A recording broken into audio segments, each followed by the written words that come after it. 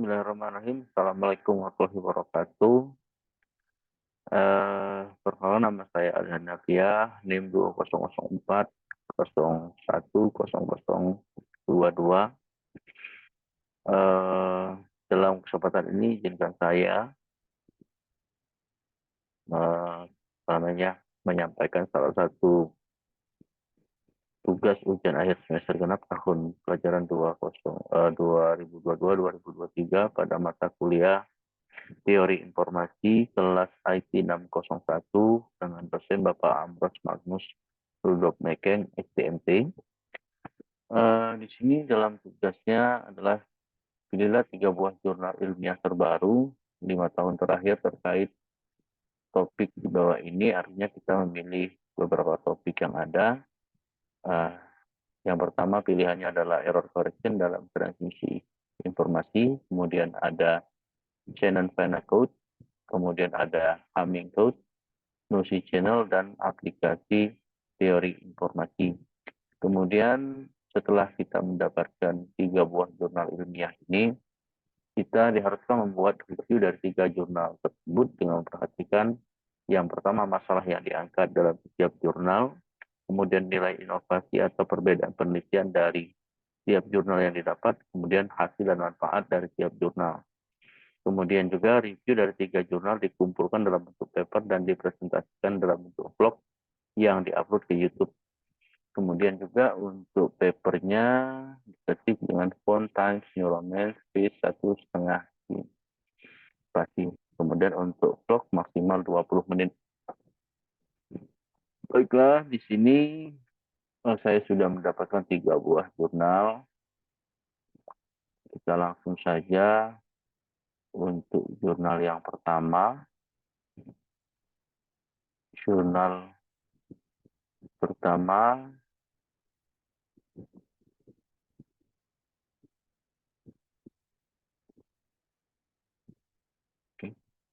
pada jurnal pertama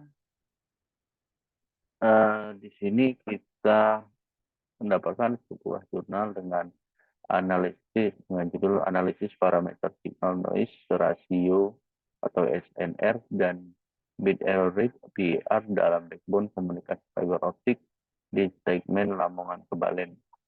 Kemudian untuk jurnalnya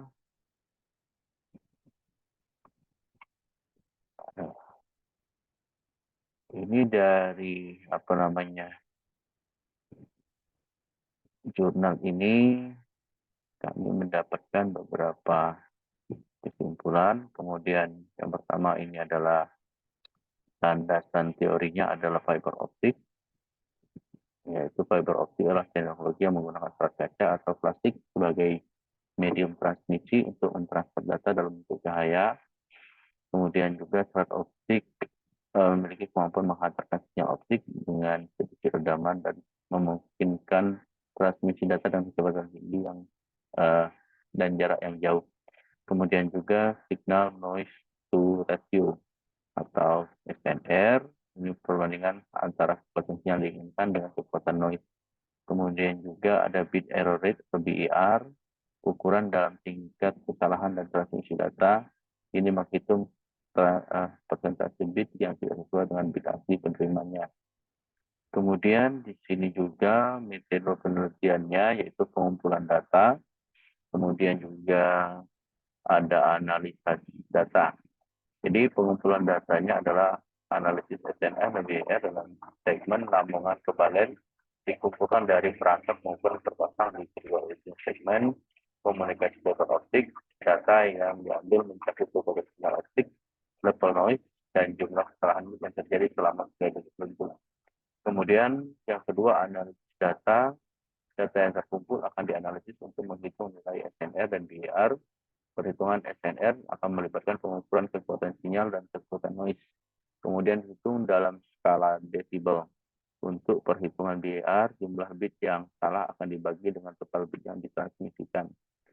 Kemudian dari jurnal ini ada hasil pembahasan, yaitu hasil analisis menunjukkan bahwa SNR dalam segmen Lamongan Kebalen memiliki nilai cukup tinggi sekitar 25 dB Ini menunjukkan bahwa sinyal yang diinginkan memiliki kekuatan yang jauh lebih besar daripada kekuatan noise yang ada dalam sinyal. Tingkat SNR yang tinggi ini menandakan kualitas sinyal yang baik dan kemampuan jaringan untuk mentransmisikan data dengan kecepatan tinggi dan jarak yang jauh. Kemudian hasil analisis PIR ini menunjukkan bahwa tingkat kesalahan bit dalam segmen lambungan kebalian sangat rendah, yaitu sekitar 10 9 dengan menandakan bahwa transmisi data dalam jaringan ini sangat andal dan memiliki tingkat kesalahan yang sangat kecil. Hasil ini menunjukkan bahwa sistem komunikasi fiber optik dalam segmen lamongan berfungsi dengan baik. Kemudian kesimpulannya bahwa analisis parameter signal to noise ratio SNR dan bit error rate BER dalam backbone komunikasi fiber optik pada segmen lamongan kembali menunjukkan bahwa sistem ini memiliki kekuatan sinyal yang baik dan tingkat kesalahan bit yang rendah. Hal ini menegaskan bahwa keandalan sistem komunikasi fiber optik dalam mentransmisikan data dengan kecepatan tinggi dan jarak yang jauh. Dengan hasil analisis ini, dapat diambil langkah-langkah untuk meningkatkan kinerja jaringan dan mengatasi potensi masalah sistem komunikasi tersebut. Ini untuk jurnal yang pertama. Kemudian untuk jurnal yang kedua adalah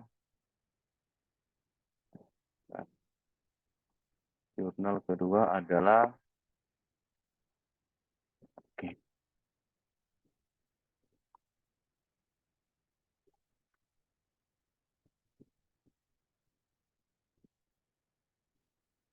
ya.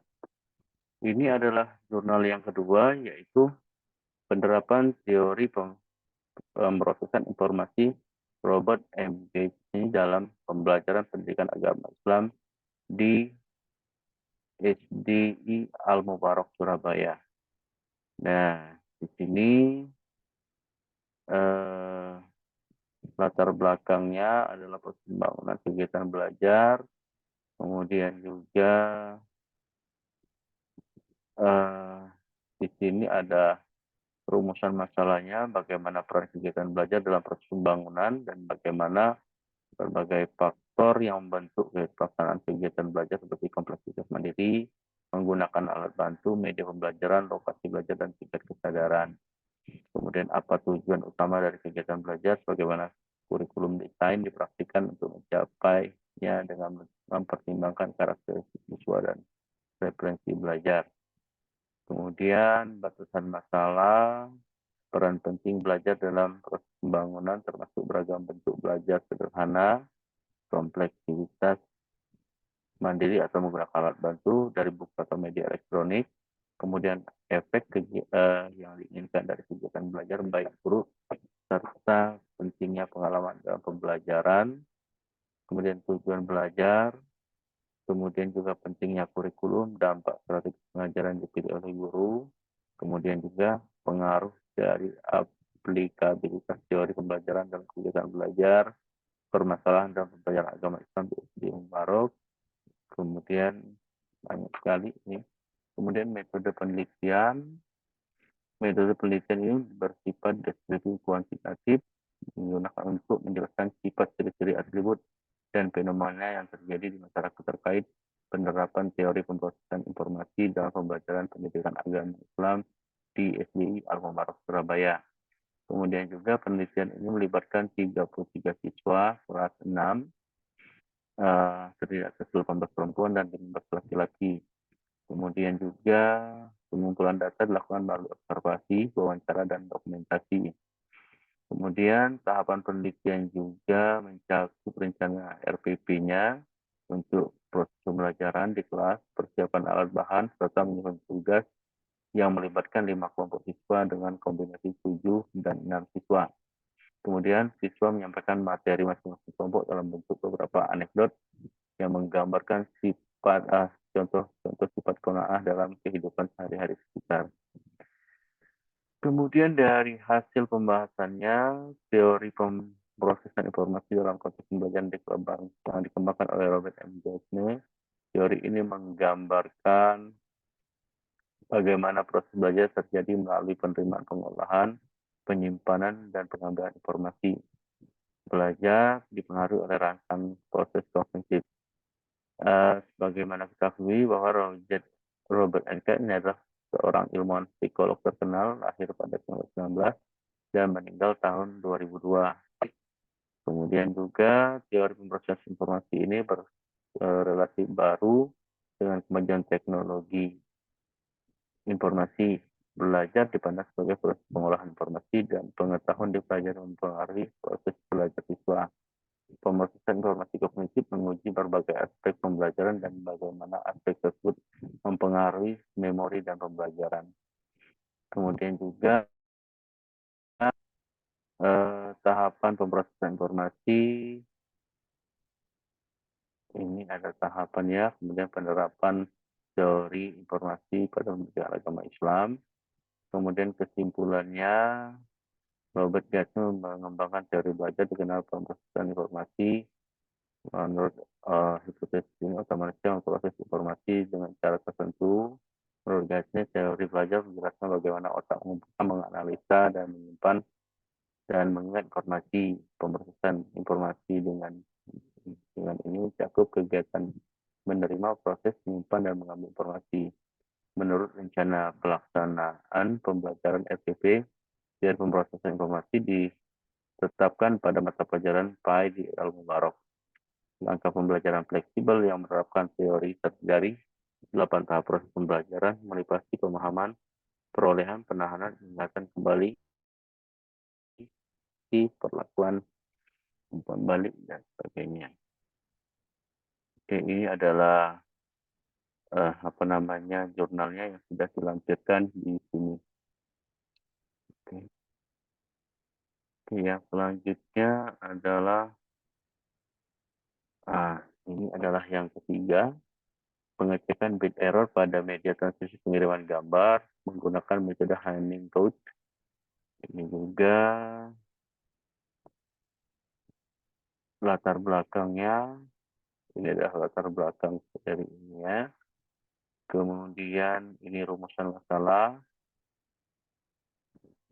kemudian ini batasan masalahnya, dan ini metode penelitian. Metode penelitian ini merupakan metode yang dapat mendeteksi sekaligus melakukan perbaikan kesalahan pada parity bit dengan cara melakukan pengecekan terhadap data yang bersangkutan. Kemudian metode ini diimplementasikan ke dalam bentuk simulasi sehingga menghasilkan simulasi kerja Hamming code yang menunjukkan bagaimana metode bit error yang memperbaiki kesalahan pada bit. Kemudian yang selanjutnya ini adalah hasil dan pembahasan. Kemudian ini yang selanjutnya adalah kesimpulan. Berdasarkan hasil penelitian telah dilakukan, maka kesimpulan diambil yakni sistem ini dapat membantu detektor bit dalam proses transmisi data, dapat membantu untuk meminimalisir data error yang diterima oleh penerima sistem data, dapat membantu untuk efisiensi waktu karena data error dapat dideteksi oleh ini adalah jurnal yang kami lampirkan. Oke, baiklah. Demikian yang bisa saya sampaikan dalam maaf atas segala kesalahan dan saya akhiri. Wassalamualaikum warahmatullahi wabarakatuh.